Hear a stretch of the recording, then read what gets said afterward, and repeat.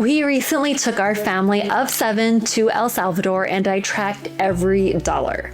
We spent 8 days, 7 nights in El Salvador. We did a mix of budget-friendly and paid-for excursions. I'm going to break down exactly what we spent on everything so you can see how much a trip like this might cost you. Hey there, I'm Brittany Flammer. I'm a certified financial coach. If you are interested in videos about budgeting and learning how we save up and plan for trips like this, then go ahead, subscribe, hit the bell so you get notified when I have new videos. Our biggest expense was flights. We spent just over $3,500, which ended up being about $500 per person. I used Google Flights to book them. I like their calendar feature, so we were going over spring break. We had set dates, but then I was able to see if we went 3 days earlier, it was a lot cheaper. So we saved $1,000 by moving it up 3 days. We did not pay to choose our own seats. It was like $66 per person per leg of the flight to choose our seats. We do have kids. I mean, ideally we'd like to travel all together. They put us in groups. So me with our 2 youngest and then in groups of 2 and 2. Most of the time we were sitting near each other, not always, but we were always in groups of at least 2 and we didn't choose any of the seats. We also did not check any bags. We each had a backpack and 1 carry-on. So either carry-on luggage or duffel bag, and that was plenty. We didn't even all take a carry-on. That was plenty of space for us. But those decisions helped us save a lot of money on our flights. Other transportation costs ended up being almost $500. Airport parking for the airport for the full 8 days was $61. We didn't park right at the airport. We parked nearby and there was a 24/7 shuttle that took us there. Car rental was $315. This could have been much, much higher.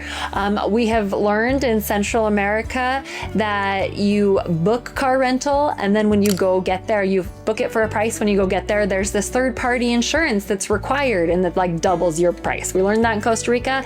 This time I did some research in advance. So we went through an individual rather than a company. It was a good experience for us. We only spent $315 as opposed to like $600 or $700 had we gone through a company. I'm not sure if it's for everyone. We had a great experience. I could see how there could be lots of issues. I don't know if we would do it again or not. We spent $109 on gas. We did do a lot of driving.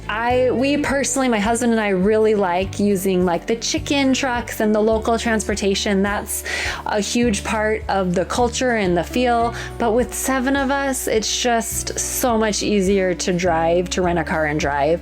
And we did do a lot of excursions. We stayed in a place that was not touristy at all. So we just had a lot more flexibility with the car. Lodging, we spent a total of just over $1,200. We stayed in 2 different places. So we used Airbnbs. We're not big hotel fans because there are 7 of us. We have to get 2 hotel rooms. It's very hard to find a suite that fits all 7 of us. And we stayed in not very touristy places. So there wasn't any hotels, one of the places we stayed. And with Airbnbs, we like having a kitchen so we can prepare a lot of our food because that's a huge expense with 7 people. The first Airbnb we stayed at was budget friendly, more rural. It was much more authentic. We did not have AC. We had mosquito nets around the beds.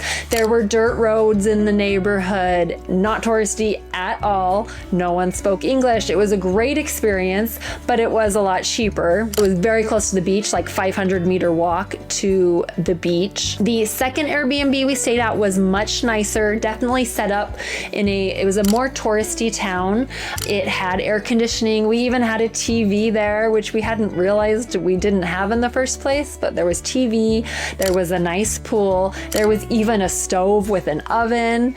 We paid a lot more for that, but it had a lot of extra amenities and it was closer to the airport. So we love how we did it, loved the authentic feel, loved having those extra amenities. It was a great balance of experience plus comfort. I would absolutely do them both again. Food ended up costing almost $500 for the 8 days. I use a spreadsheet to plan for trips like this, to plan our budget, and we did go over budget on food. We spent $300 on groceries.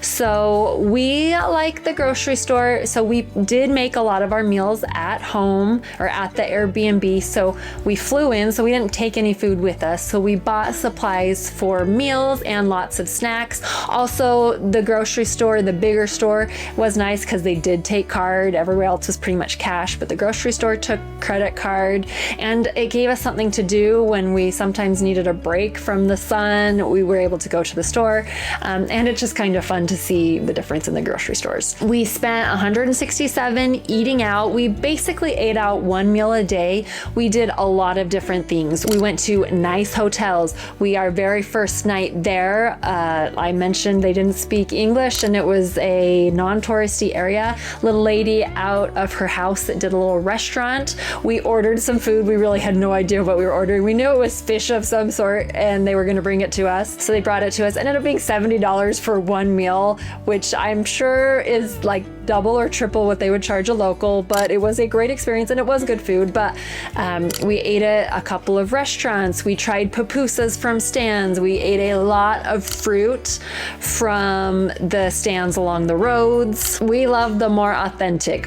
My Spanish is very limited, so we probably could have done a little bit more, but that's how much we spent on eating out. Overall, the food was very affordable. We could have spent a lot more. We could have spent less. Overall, it was affordable. For activities, we spent a total of $307. So we hiked the Santa Ana volcano, which is inside the Cerro Verde National Park. So we had to pay an entrance fee for the park. We had to pay for a guide. I don't mind paying for the guide, but it was really lame because we had to wait till they had a big group. So we had like 45 minutes to do it, and they didn't do anything. They just walked up with us. So we paid about $45 for that excursion. We did do a 7 waterfalls hike, which I had read about online.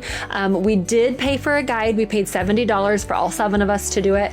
The guide was nice because one of the waterfalls, you needed a rope and helmet to climb up through the waterfall. You can do it without, but I would have been a little bit nervous to do it without, and there's no way we would have found the waterfalls on our own without the guide. 3 of us did do surf lessons, me and 2 of our kids, so we spent about $160 on surf lessons. That was awesome. Definitely do it again. But most of the time was free. It was at the beach. We did take a few snorkeling sets with us, and we did take a couple of sand toys. We bought like a tube there, and we did rent some boogie boards. We spent $30 one day to rent boogie boards for the day. That was so much fun. But we had fun just playing in the sand, playing in the beach, body surfing with the boogie boards is probably the most fun. And our 7 waterfalls hike, that was most of our kids' highlight. So majority of our time didn't cost us anything. We just did a few excursions that did cost. Souvenirs, we spent about a roughly $50 total. Most things were done with cash, and we gave some of our kids money to go do their own thing.